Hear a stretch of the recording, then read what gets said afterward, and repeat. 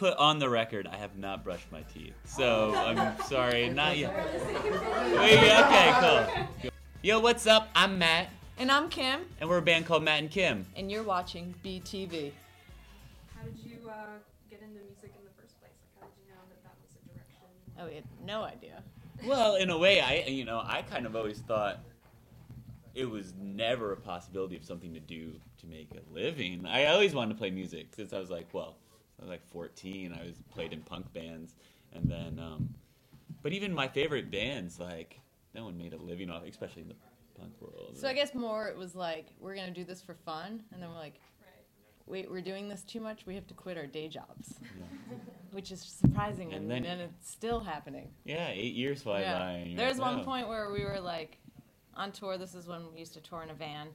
We were pumping gas, and I just got out of the van, and I said to Matt, I'm like, we can't fuck this up, because I don't know what else we would do. Like, this is just too good. Last hour, we've been watching a bunch of your music videos. Okay. We were wondering what your favorite one is. Like, if you had to pick one, or maybe two, or like, just because they're so creative, and there's so much to them, and they're just awesome. Well, thank you, first of all. Yeah, As really people who had a lot of involvement. involvement. Everyone is so different. And it's, Yeah. Well, I'm going to say there's only two that I liked making. Because the other ones, I felt like Matt was torturing me. But, yeah, the Cameras video and the It's Alright video. The Cameras one's the one where we beat each other up. Because I just dream of being a vigilante, like, out there kicking ass. She wanted to, like, get hired on as, like, a Hollywood stunt double after that. I will say that, so we had a couple stunt doubles. Because, again, you know, our record label's like, you can't get hurt. You're about to start a tour. Like, there's certain things that you can't do. And I just kept, the director, I felt so bad, I kept being like, let me do this one. Come on, let me do this one. Let me do this. And he's like, no. And then I think he got so annoyed at me being like, let me do this, that he's like, all right, just go. And then the It's Alright video, I love dancing. It's the one where we're dancing in bed. Yeah. And so that was fun. And, I mean, what she means about the other ones is like, because a lot of these ideas were ideas I came up with, and I told him, like, okay, you're going to have to take your clothes off in Times Square. She was not into the idea, you know?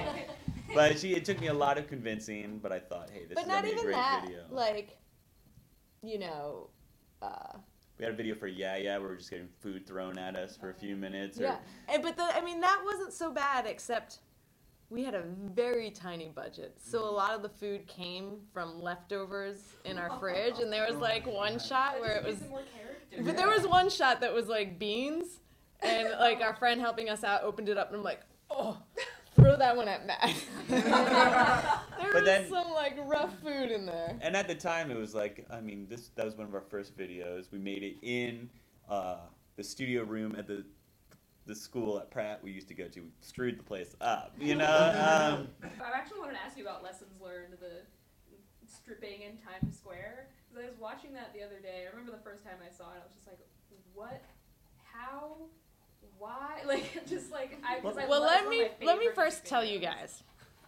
You get a permit in New York, you can basically almost do anything. What Kim is getting at is that, like, we couldn't get a permit to shoot a music video. We got a permit to make a web promotional video where two tourists dressed inappropriately for the weather in Times Square.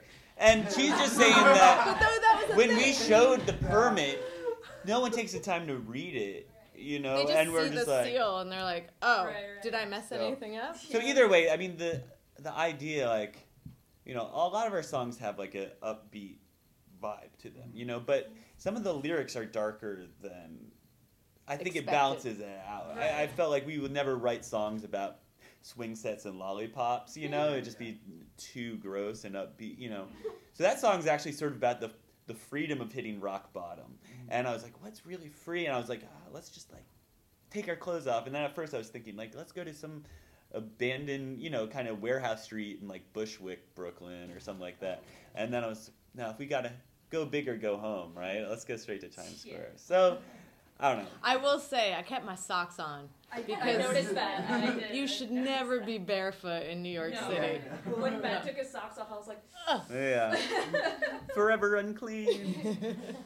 And for collaborations, like, we We've only done one, which I think's weird. I feel like in our scene, like in hip hop, there's so many people featured on different tracks and that, or even in pop. But like, I feel like in our scene that doesn't happen a lot.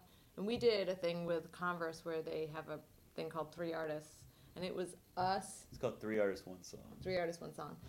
It was us, Soulja Boy, and Andrew WK. And Like, I they asked feel us- That was like, I did not. Yeah. So- Yeah, and they let us choose whoever we wanted, and we're like, okay. Like, we wanted things that were very not like us, but Yeah. people who love to party. Like, music that was great to party to. We're like, Right. Andrew WK, duh. And then we're like, Soulja Boy, hop out at the bed. And, yeah, so it ended up being really fun.